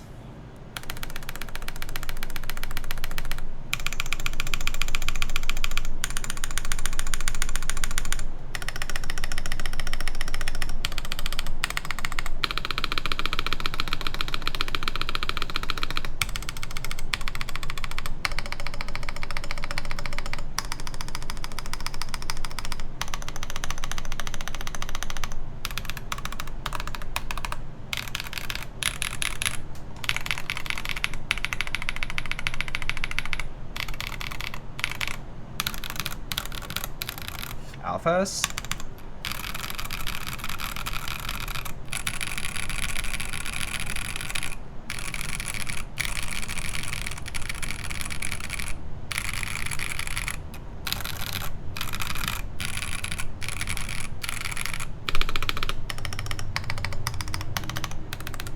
Yeah, definitely doesn't sound very foamed up. And for stock, seemingly stock, at least Holy Pandas, this is pretty good. Sounds pretty nice. This keyboard looks so good. Yeah, it has very rounded corners, so pretty different from kind of like your regular TKL with sharper corners. Uneven bezels too. Top is a little bit thicker than the bottom. The finish on this is I think the kind of the star of the show, the finish and the extra details. So we can take a look at it. So if I'm just gonna unplug it, but if you take a look, that's sort of what the board looks like. So the finish has this, like, it's called the Starry Night finish for the powder coat. So it has like these, it's like kind of like a blacker, sort of like darker graphite sort of color. It's like a very dark gray with these whitish sort of sparkles. It's pretty nice, very smooth. The texture is super smooth on these matrix boards in general. They do a really superb job with their powder coat finishes. Yeah.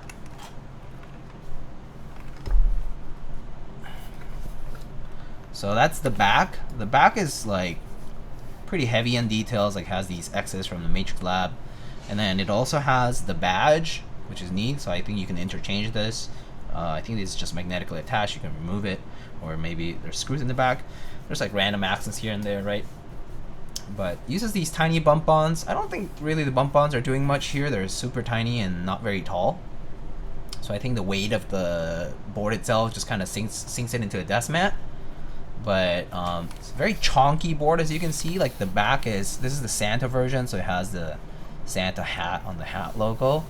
And you can see how the USB board is like vertical instead of horizontal for most boards.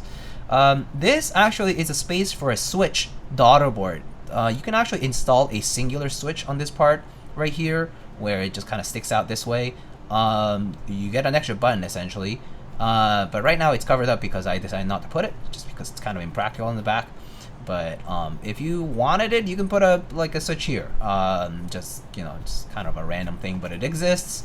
And along with the USB-C port over here. Yeah, this is pretty much how it looks though. This is the side profile. If you take a look, it's pretty chonky. The bottom actually sticks out relative to the top, so you will see a bit of that like platform. And so yeah. Oh, random O-ring stuff there. But and then the front sort of has this like bottom piece sticking out from it. But pretty cool. Yeah, Zavaz knows a lot about matrix boards. I actually am not as knowledgeable about matrix boards. I have some of the older ones. I have like a 8XV 2.0 ADD and 8XV 1.2 original. But I don't know a lot about the more newer versions, newer boards. I've built a few, but not too many. So I'm not super knowledgeable with all the different versions. They have many different releases too. And so yeah, it appears Zavaz says it's 30 units total, 15 latte and 15 Starry Night, and $800 plus ship. So not cheap actually. So yeah. But pretty nice looking board. Pretty cool in terms of like features. I think it's just kind of interesting, and definitely the look is like a very specific look. Like you kind of have to really like this rounded look. Is this GMK WoB? Yeah, this is GMK WoB Hangul on this. So GMK WoB Hangul. And yep, so that's kind of how it looks without anything on the overlay here. So you can see kind of in its full. And you can focus it a little bit better. And yeah. Do you pick up GMK Greasy Ass too? Yes, I did, Mr. Kupo. I did pick up GMK Christian too. Yeah, and it has this like plaque that sort of like sticks out here with the LEDs. Pretty neat though. Okay, so let's go back to the overhead. It's a neat look on this board. Not great value for 800. I mean, definitely compared to a lot of like, you compare it to the Cycle 8, right? This is the Cycle 8, and this starts at 155. It's crazy value for what this is. And yeah, sure. If you compare it to things like this, $800 is extremely expensive for a board. So, and all the other, there's a lot of other TKLs that are like, $400 or $500, and it's still cheaper than 800. So I get it. Definitely is for someone who likes all this extra detail. There is definitely a lot of parts here. Like, I think a lot of it is sort of murdered out here because it's the black one here with the Starry Night finish, but I assume these other accents in the back and the front could be colored, but they're not. So I think a lot of it sort of like gets blended just because it's like a more murdered out look. You buy the Iron Plus Xmas because of the looks mainly? Yeah. I mean, this is not my board, so can't judge. But yeah, I mean, the person who, is going to be using this board particularly really likes Matrix Lab boards, so that's part of why they bought it. Okay, let me address any questions if I missed anything. Okay. Diego has more Matrix board than the Matrix collectors. I have two.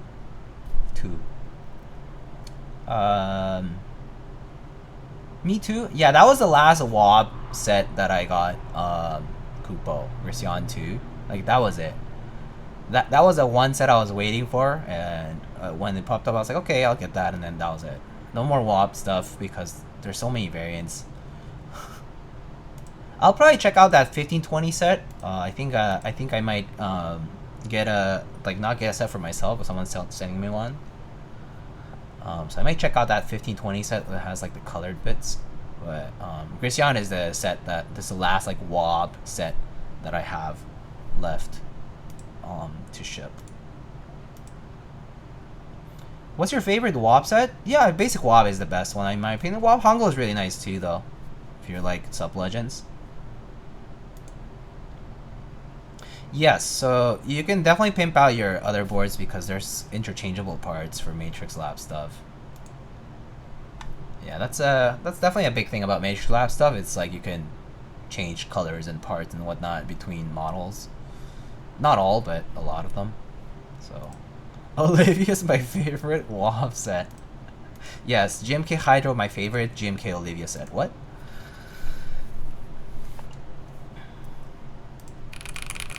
Alright, so I think that's about it, right? What's your favorite GMK? I mean, I like some of the classics. Carbon, Hyperfuse, Honeywell, WoB, Beige, those are kind of like cheat codes because they're classic, like vintage inspired or just very simple colorways. I really like Bingsu, Taro. Those are two of the other sets that I really also like a lot. Like Serica is like one of the sets that made a yellow sort of colorway more popular. Analog Dreams, Tai T, P-Weight sets are really good in general too.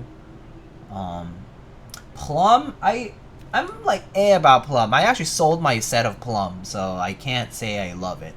I clearly sold it for a reason, so yeah. Among red colored sets, I really like Burgundy and Jamon. They're both very good red tone sets. Shoko is a really good light blue tone set. There's a lot. There's so many. No Perestroika. I don't like the modifiers choice on Perestroika, and also I don't know what it is, but I actually don't love the Cyrillic look on it specifically. Might just be because of the color being so starkly different, like the white and the red. I think I actually like it in a more mute, like in a more low-key way, like in Yuri Cyrillic is like a really underrated set that I really like. Yuri, GMK Yuri, is super niche, super underrated. The contrast is not great, but I actually like that set a lot. Then again, I definitely have bias because I started early in the community when like GMK sets were just starting up, and so I have a bias for like older sets in general, just because it's what I like, had access to. But GMK Yuri is super underrated in my opinion. But it's a set I actually really like. And it's a set that uses orange in a very interesting way. There is a Western kit for it, yeah, I mean, but... ultimately, I didn't pick up Perestroika mainly because it also had the vertically centered modifiers, which is not what I like for icon only, right? I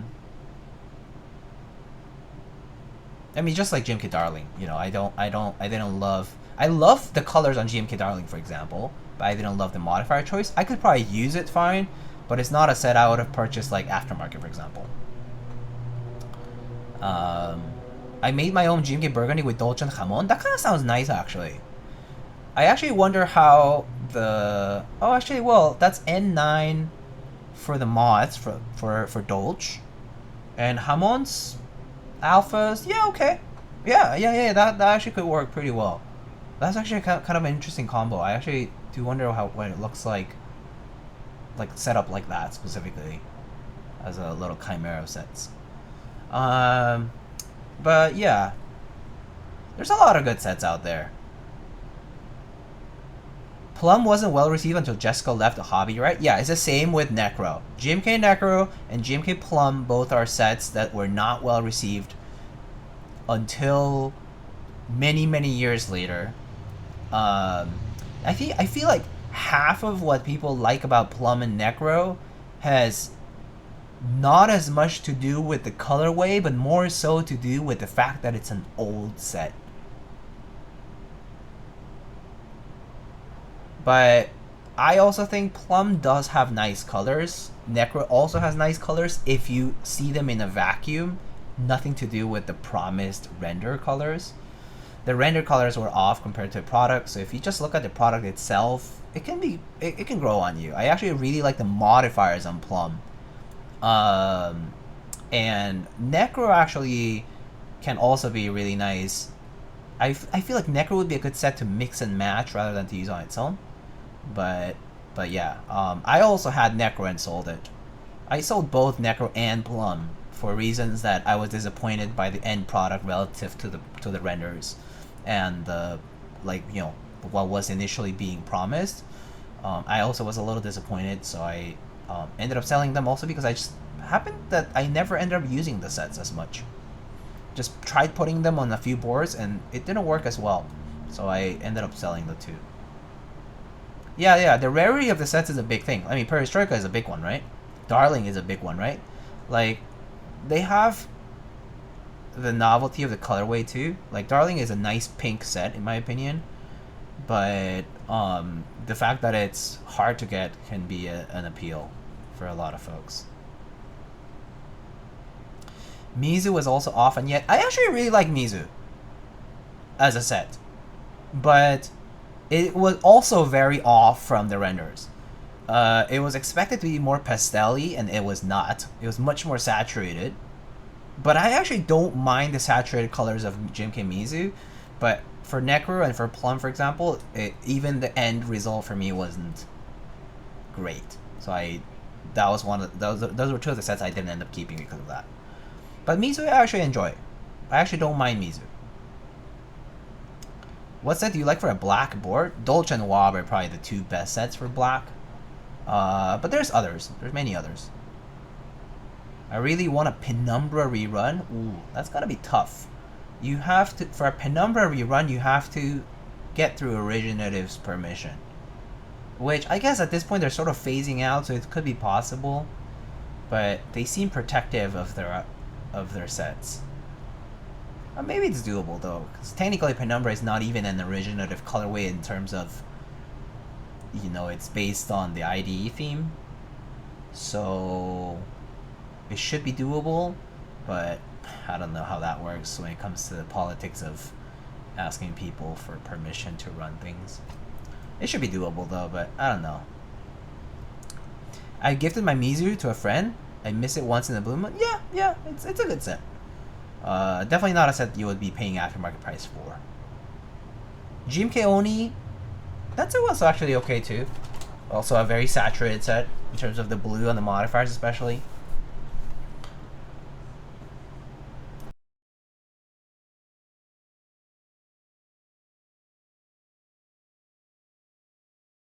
I want a Red Devils rerun. Oh, I don't like Red Devils. The Red Devils red ended up being sort of pink-ish, right? I think I didn't like that as much. I thought it was going to be more vivid red, like a real Red Devils color, but it wasn't what I expected. That said, also the modifier choice I didn't like, so that's another reason I didn't get Red Devils. But it's I mean, some people really like Red Devils, yeah. If you like completely vivid red, there's Crimson Cadet, I guess. That one's like Lego red color red. Or classic red, I guess, if you want stock colors. Blue Alert and Cosmos are the only sets I'm waiting for. Oh yeah, I was revising some of the Blue Alert kitting the other day. I'll probably be pitching that over to Novel Keys again at some point. Probably closer to the end of the summer though, because I think that's slated to run closer to the end of the year. Yeah.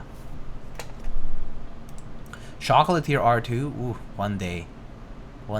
No idea when, if Zombomon is planning to run anything else anytime soon. I haven't seen him much active.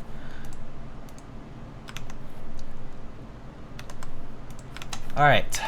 I guess we should wrap it up here now that we are kind of done with the build. Unless you guys have anything else, any questions or anything like that. I saw Kim is streaming. That's cool. She's also taking a look at the KVD fans Margot. Hers is in purple, dark purple apparently. I see a few other folks. Actually, no, I don't see other folks doing keyboard stuff. So we can go raid Kim. Wait for Boneyard round 2. Can't you get Boneyard for decent prices on the market right now? I feel like Mech Market has decent prices for Boneyard. I feel. But you might want to check. I feel like it's been okay, but I don't know. I don't know about the aftermarket these days. I don't really check too often. I've seen some increases on some aftermarket stuff, and I'm like, why? But I don't know. Hype goes up and down all the time. Alright, let's wait for the ads to, what the hell, why the ad, I forgot to snooze ads, shoot. So now everyone got into ads for the people who are into it. But, let's go raid in a bit, in like 30-40 seconds. I'm Canadian, so conversion and shipping kills most good deals. Oh, I see. If you have friends in the US who could proxy for you, even if it's, nah, but proxy, it's like basically an additional money sink, because it's like, ship it to them, and then ship it back even to you. Even if it were $10 or $12 or $15, it's still kind of, yeah, shipping would kill the deal there, yeah. That part kind of sucks, yeah. Well, hopefully you can find one locally, if not on a very good deal. Do you ever show your artisan collection? I post pictures, yeah. I mean, I don't post them all at once typically because it's kind of annoying to. But also because for a while there was a time I did, and a lot of unsolicited DMs and things like that, and I was just like kind of annoying. So now I kind of don't. But I actually post pictures of almost all of my artisans at some point. I actually have like things that I want to document and don't, or like wait out. But I pretty much end up taking pictures of most of my artisans and stuff. I don't like things being undocumented or like things being sort of like left in dark. So I try to show people what I have and whatnot, because that's kind of fun to share. And like meetups are a best way to see things too. But you know, you have to attend them and be the same places as the person. So yeah. The cold DMs, I don't mind cold DMs. Respectful cold DMs are totally fine. I actually don't mind cold DMs at all. Actually, some good deals have happened from cold DMs. But again, yeah, like for example, if you're the one approaching, you should be the one offering too, right? Because I never asked you to offer. I never asked you to approach me in the first place. It's a cold DM after all. So if you're at least gonna have the gall to contact someone, like in a cold DM, have an offer in place. Tell them, this is what I have for you. At least I'll just be like, okay, great, thanks for the offer, thanks. I'll let you know if I decide to, you know, move on with that. But thanks for the offer, great, bye. But if not, if it's like, oh, let me know if blah blah blah, and I'm like, I was never interested in the first place, so probably not. Right? Yeah, there's things like that. Okay, let's go raid Kim. Once again, thank you for the support over here, for stopping by. Let's go show some support. TGIF.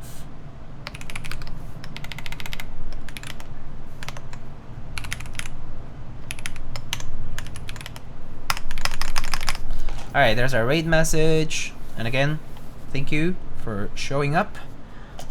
You guys will probably see me stream again at some point this coming week. I'm not sure about the weekend. Might be during the week. But yeah, you'll see me, you know, put a ping on my server. If you haven't joined my Discord server, you can do !social, !Discord to join the Discord server. I drop pings there. If you follow the channel, you'll probably get pings to the Twitch app. Otherwise, I sometimes post to IG stories for streams, and as usual, I post photos to IG and my website and whatnot. Sometimes on Reddit, but yeah, you'll see content and stuff like that there, and that's about it. But yeah, you'll see the VODs on YouTube as usual. I'll see you guys later. Take care. Have a good weekend. Happy Friday. Happy weekend. Take it easy, guys, and I'll see you later. Peace.